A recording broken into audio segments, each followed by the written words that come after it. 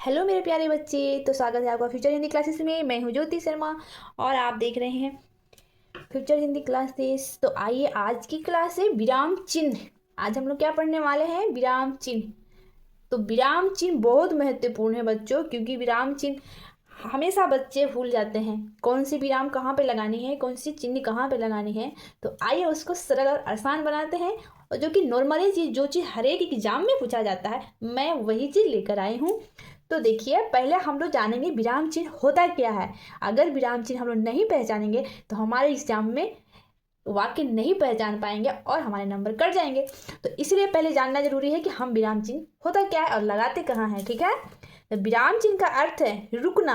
विराम चिन्ह का क्या अर्थ है? रुकना। यानी कहीं कोई शब्द वाक्य लिखते समय हमें कौन सी विराम चिन्ह लगानी है और कहाँ पे लगानी है और रुकना है, उसी का मतलब होता है विराम चिन्ह। ठीक है, तो जब हम भी अपने मन के भाव लिखते हैं या मौखिक रूप में कहते हैं, जैसे हम आपसे अभी बातें कर रहे हैं, आपको हम पढ़ा रहे हैं, तो बीच बीच में रुक तो रहे हैं ना, इसीलिए जो रुक रहे हैं वहाँ पे एक विराम चिन्ह लगता है बच्चे, तो उसी को कहते हैं विराम चिन्ह। ठीक है, तो लिखते हैं मौखिक रूप में, बोलते हैं तो भावों के अनुसार बीच बीच में या अंत में थोड़ा रुकते हैं, अर्थात विचारों को विराम देते हैं।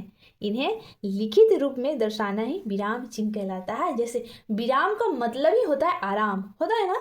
जैसे कहीं भी रास्ते में लंबा सफर करने में तो कोई दिखेगा, कहीं कहीं का भाषा में है कि चलो थोड़ा सा विराम करते हैं, यानी रुकते हैं, यानी लंबा सफर करते समय थक गए तो बीच में आराम रुक गए, विराम किए।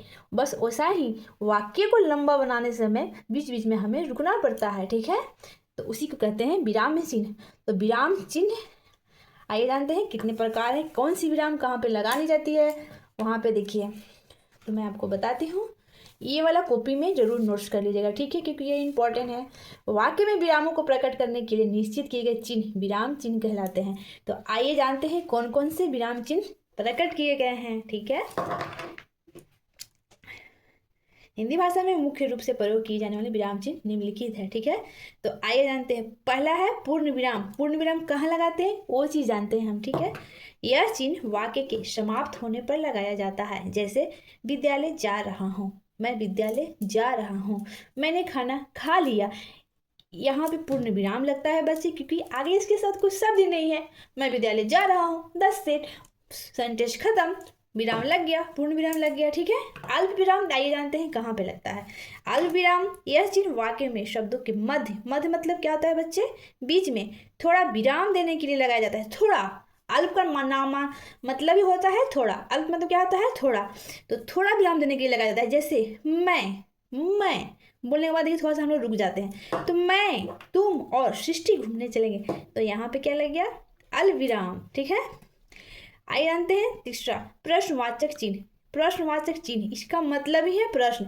कोई किसी से अगर प्रश्न पूछता है उसको ही प्रश्नवाचक चिन्ह कहते हैं बच्चे। ठीक है, तो यह चिन्ह वाक्य में किसी से प्रश्न पूछने के लिए लगाया जाता है। जैसे तुम्हारा घर कहाँ है, प्रश्न पूछा ना, ओ बच्चे तुम्हारा घर कहाँ है, ओ बेटा तुम्हारा घर कहाँ है, तुम खाना खा लिया, या तुम्हारा नाम क्या है बेटे, हम लोग ये प्रश्न पूछ रहे हैं ना, तो उसे ही यहाँ पे प्रश्नवाचक चिन्ह लगाए जाते हैं। ठीक है, कोई भी प्रश्न अगर सर आपसे पूछ रहे हैं, मैडम आपसे पूछ रहे हैं, तो प्रश्नवाचक वहाँ पे चिन्ह लगेगा। ठीक है, विस्मयादिक वाचक चिन्ह या विस्मयादिक बोधक चिन्ह होता है। ठीक है, दोनों बोल सकते हैं हम लोग।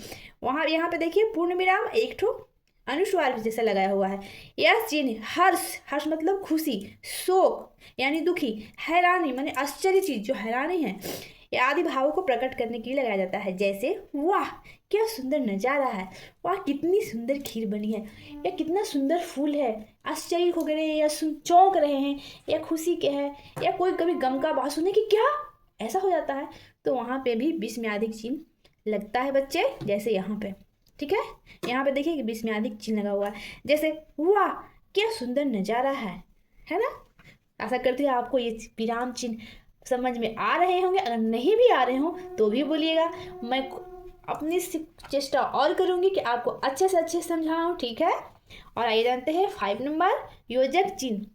वाक्य में जब दो शब्द समान महत्व रखते हैं तो यह चिन्ह लगाया जाता है। जैसे मैं सुबह शाम सैर करती हूँ, जैसे दिन रात, सुबह शाम, मम्मी पापा, कभी कभी देखिएगा बीच में क्या योजक चिन्ह लगे हुए रहते हैं। ठीक है, आशा करते हैं आपको ये विराम चिन्ह समझ में आ गए होंगे। तो सेशन को लाइक करिए, शेयर करिए, कमेंट करिए और बताइए मेरी वीडियो कैसी लगती है और ज़्यादा से ज़्यादा शेयर करें तो ताकि आपको, और सब्सक्राइब करना ना भूलें बच्चे, ताकि आपको आगे के नोटिफिकेशन मिलते रहे। तो थैंक यू बच्चों।